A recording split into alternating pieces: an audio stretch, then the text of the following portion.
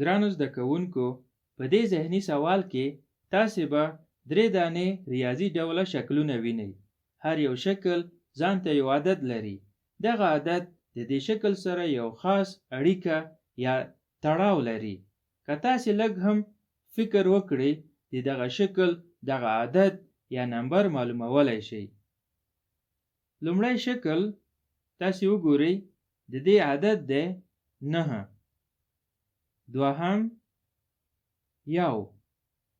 دریم نه دی معلوم.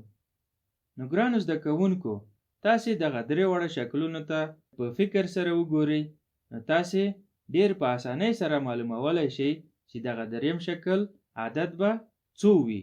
نو تاسې څخه سوال همدغه دی چې په دې دریم شکل کې به څو عدد راځي.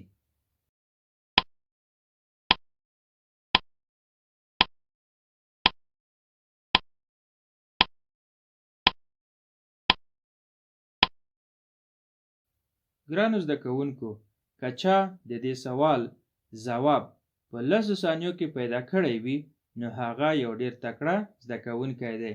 نو راځئ چې ځواب یې وګورو. ځواب یې دی 4. که تاسې دغه شکلونو ته او غور سره وګورئ، نو هر یو شکل کې یو خط بل خط قطع کړی دی. نو دغه قطع ځایونه وشمارئ او دغه عدد معلومولی شئ. نو اول شکل کې 9 ځایونه دي، دویم کې 1 دی او دریم کې 4. ګرانو زده کوونکو، لومړي ټولګیو کې تاسې د خط ډولونه زده کړي. د دغه خط ډولونه په انګلیش کې هم زده کوو.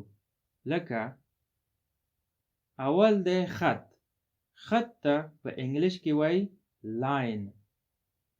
لاین خط. ډاټ نقطه یا ټکی. parallel lines موازی خطونه. intersecting lines متقاطع خطونه. vertical line عمودی خط. horizontal line افقی خط.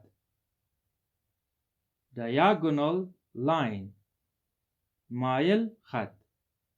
curved line منحنی خط. perpendicular line قائم خط.